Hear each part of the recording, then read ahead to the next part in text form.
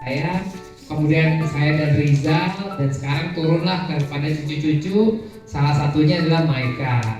Nah, tujuan tahun ini kita ikut itu sebenarnya mungkin beberapa 2-3 tahun yang lalu saya bilang, saya statement bahwa saya udah pensiun aja kalau dari balapan dunia profesional. Tapi ternyata anak ini punya talent yang alhamdulillah tertarik di dunia otomotif. Jadi saya coba ajak Maika berada dalam mobil, bukan jadi driver, oke? Tapi jadi navigator, jadi co-driver. Kenapa akhirnya saya ikut balik itu untuk Maika?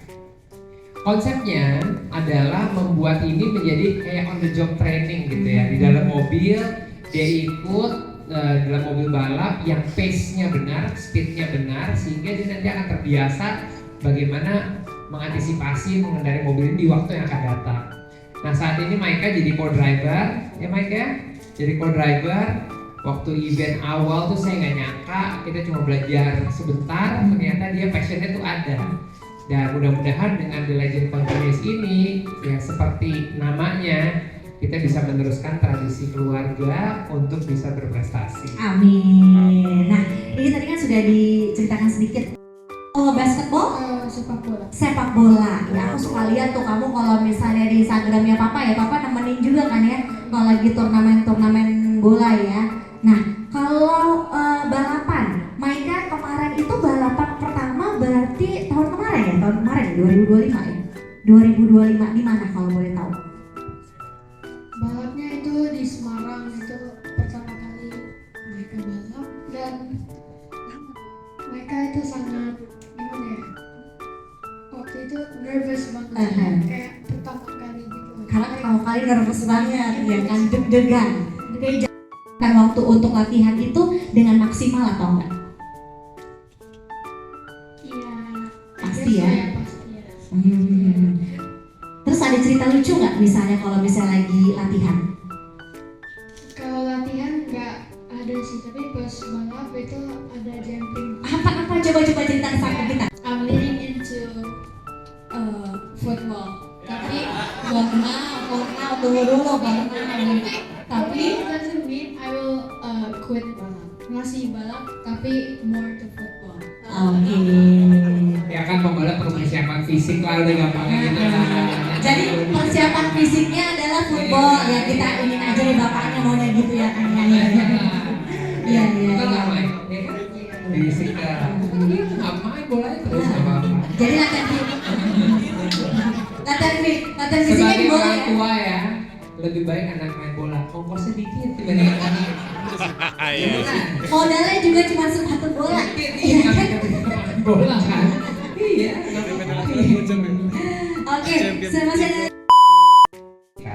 Contohnya, ini kita mau balap nih.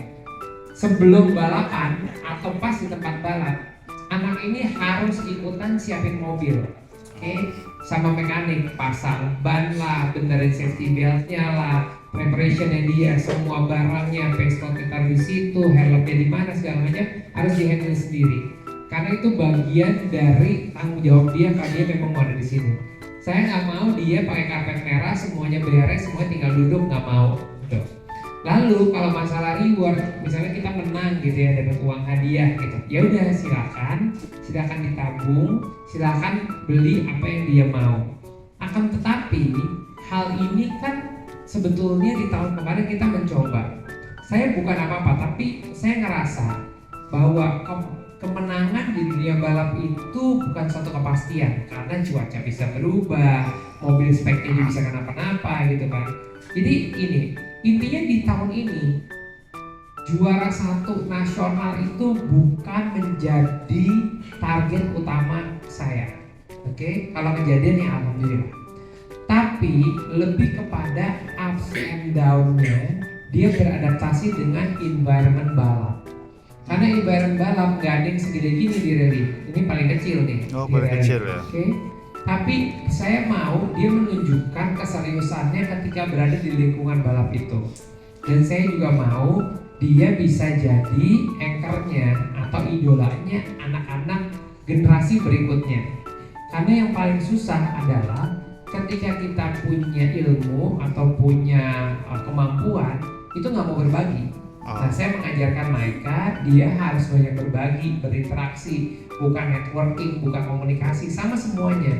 Karena at the end of the day, dia akan dihargai sesuai dengan prestasinya, bukan karena dia siapa, tapi karena dia sudah mendapatkan apa berkat jeripayanya dia sendiri. So itu yang saya ajarkan untuk dia. Wah, luar Jawab biasa. ya.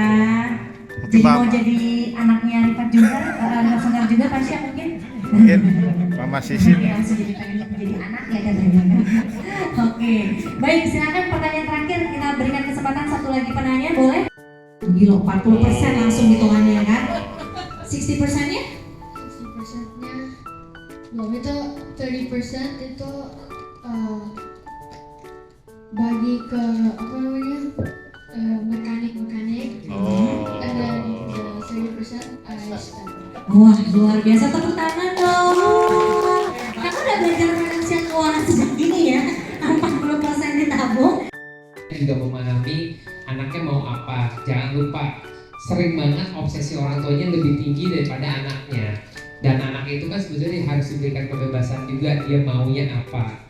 Dan saya juga terima kasih sama sponsor saya, sama orang tua saya, Mama Arya, Mama Ida, sama Sisi, sama semuanya, tim saya, tim Erectia, tim Trillion, dan semua tim yang udah mendukung program ini. Ini bukan hal yang gampang. Dan juga terima kasih banget Kak Kausa percaya saya mau jualan anak saya gitu kan ya dalam pandemi tahun ini. Saya merasa belajar continuous ini penting karena kita meneruskan apa yang udah kita punya dari puluhan tahun yang lalu, dan semoga